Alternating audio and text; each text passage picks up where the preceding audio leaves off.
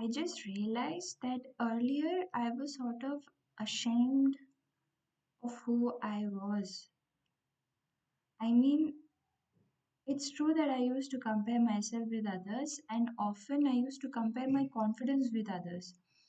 Like when I was in my school, I used to look at kids who used to be so multi talented, like they used to score well in exams.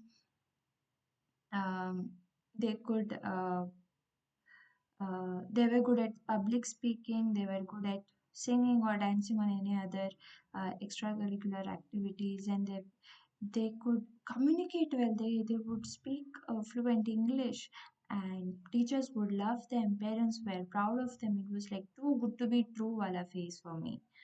And I used to compare myself. My mother used to compare me with other kids. She was like, "Why are you not like them?" I'm like, "Oh my God, something is wrong with me. I am not good." And then that was so there. That became one of my core beliefs.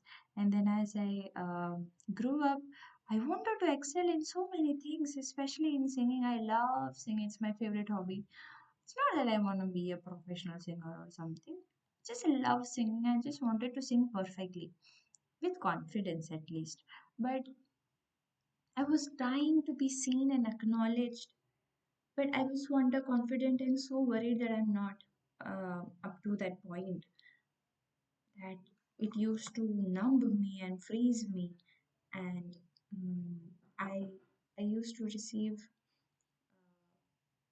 I used to receive comments from my peers that you need to be more confident in who you are and etc. And I was like, oh my god, something is wrong with me. Why can't I be so confident like others? I must work on myself. Something is wrong, some manufacturing defect or little did I know that healthy, secure attachment styles or confidence or you know well functioning nervous system is literally a privilege. It's a privilege. It's like you are born into a wealthy family, so you don't have to face the financial struggles. It's just like that. Little did I know. And I was pushing myself so hard. I was being so hard on myself that something is wrong with you and I have to fix myself, otherwise things won't work, otherwise I won't reach anywhere. Oh my god. Just hit me right now. Earlier, even while posing for a picture, I wouldn't show my teeth. I wouldn't smile with my teeth. I would just try to be as simple, sober as possible, as low maintenance as possible, so that it's to um, subtly nudge others that I am manageable and I am easy to love and easy to I'm too available, and that would give me a sort of validation. Poor me. Poor me.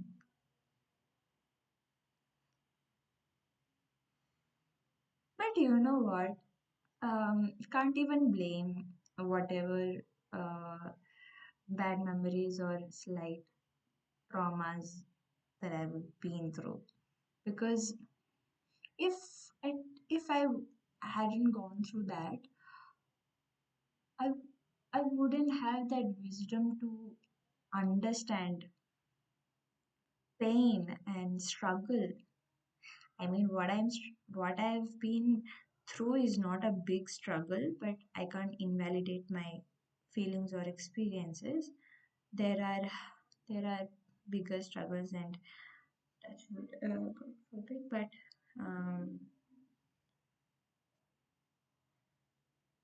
that endurance is because of the hurdles that I have been through. Otherwise, it wouldn't make me who I am right now. So I I feel pretty grateful for who I am, what I am right now, and I think I'm gonna do well ahead with whatever resources I have. वो एक confidence तो है, at least now I have. But I was like, why? मतलब I literally took others' comments on face value and I judged myself through their comments and I kept being hard on myself. That was so wrong, but I was important also. So it's okay. Yeah, it's crazy.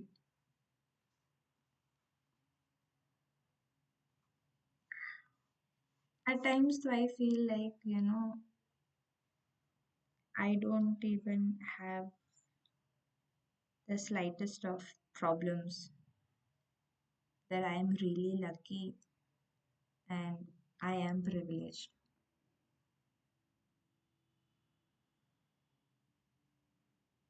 It's highly subjective.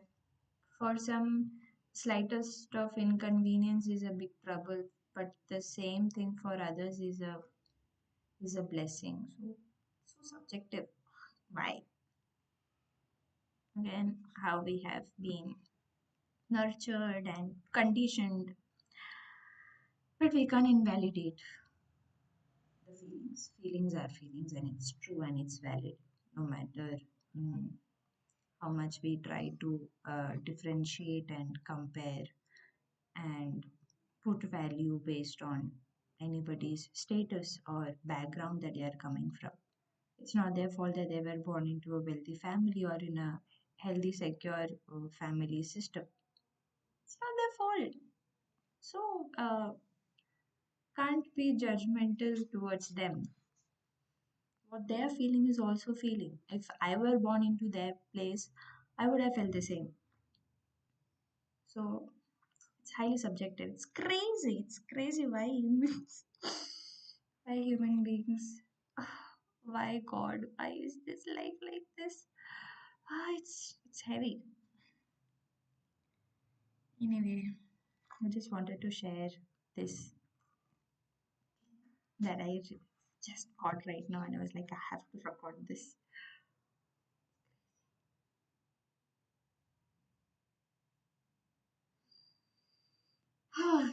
Now, for those like me, I hope this video reaches only those who are on the same path like mine and who can understand and who really needed this. At times, even I wanted to hear this, but thankfully, there were self-help books, some beautiful, kind-hearted teachers, my gurus, and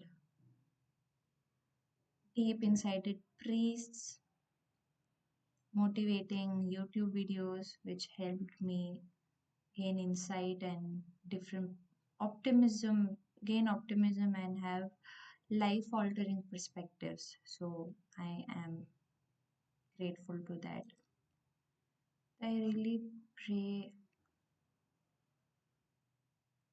for all those who blame themselves and find or believe that something is wrong with them. But my dear, my love, there is nothing wrong with you. There's nothing wrong with you.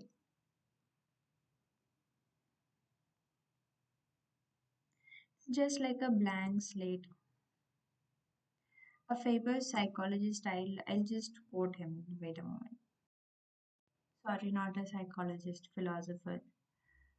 So it's John Locke, 19th century, who argued that experience, not innate knowledge, shapes who we become, emphasizing nurture over nature.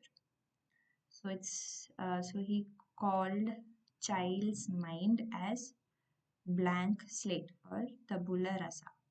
Okay, so it's like our mind is like a white paper or blank slate, and what all environment that we are born into, what all knowledge we are taught, and whatever interaction and education we get, that directly contrast with the ideas of innate ideas. Uh, so this concept is वैसे तो काफी much heavily influenced on behavioral aspect of psychology. But yeah, personality is a factor. Your genetic abilities is a factor, yes, can't deny that. But it also matters in what kind of environment you are brought up. Just like a flower, I saw this beautiful image. It was a contrasting image. So, a flower, if all the nutrients are given properly, it will bloom.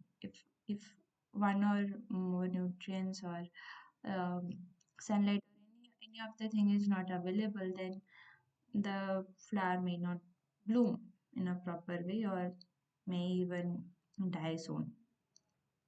Just like that, the environment that you are in matters a lot, and for some it's a privilege, for some it's not.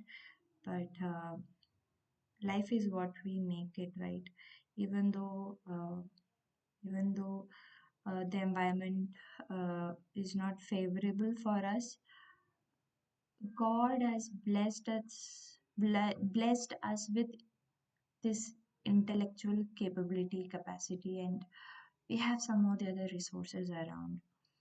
So miracles do happen. It's just that I'm not asking to be optimistic all the time or have this habit of toxic positivity, but some kind of faith is required to deal with these obstacles and this traumatizing environment. Either we have to grow out of it or we have to get out of it.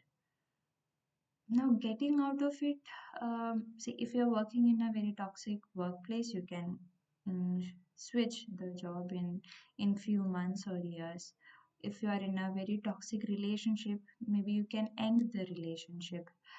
Uh, if it's a very, but if you have a toxic family, then getting out of that family can be really tough because the blood relations are really strong and at times, especially since we have in the Indian subcontinent, we have this culture of taking care of our parents and having a joint family and keeping that relations with each other. And especially if you have narcissistic parents or very abusive, emotionally or physically abusive parent or anything, then that can be really, really tough, and that's psychologically crazy heavy. So, if you are someone going through that, uh, please reach out because uh, therapy is expensive, but for me, it's more of a service that I can do to humanity rather than um, doing a business sort of a thing. So, it's not about therapy is not a business for me. It's sort of a therapy, oh, charity and service to humanity. That's the least that I can do. So reach out if you can. Reach out to me and we can work on it together.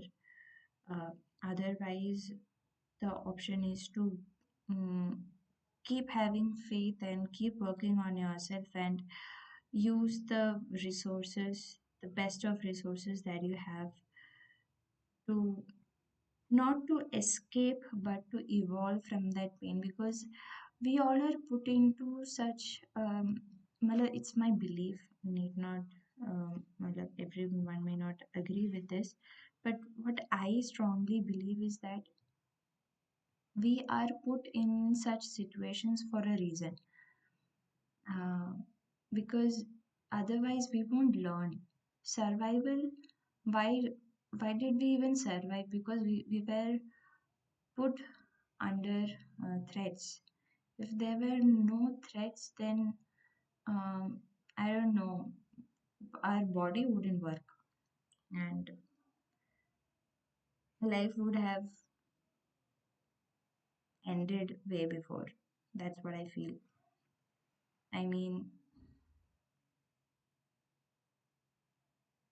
difficulties are a part of life. If everything was in comfort, then we wouldn't grow. There wouldn't be any growth. There wouldn't be any evolvement happening. Um, there is a higher purpose for everyone. That's what I feel like. And we sometimes I feel may, that we are purposefully made to go through such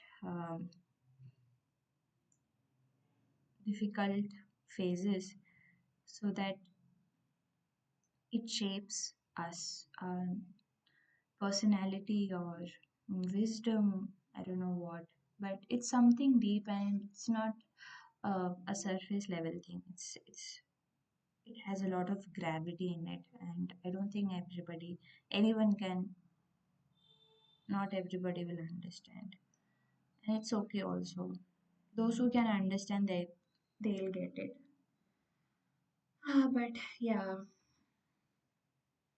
so shout out to everyone who are to, to those who are dealing with difficult times, and I just wanted to let you know that you are not alone, and we are in this together.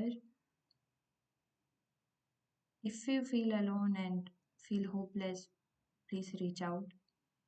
And me and my friends will be there. We are a set of psychology students, passed out students, postgraduates who are working in the field of psychology and therapy, and we can do the best. So yeah. So yeah, that's it. That's uh, something that I just wanted to share. Hope to see you soon. Take care till then.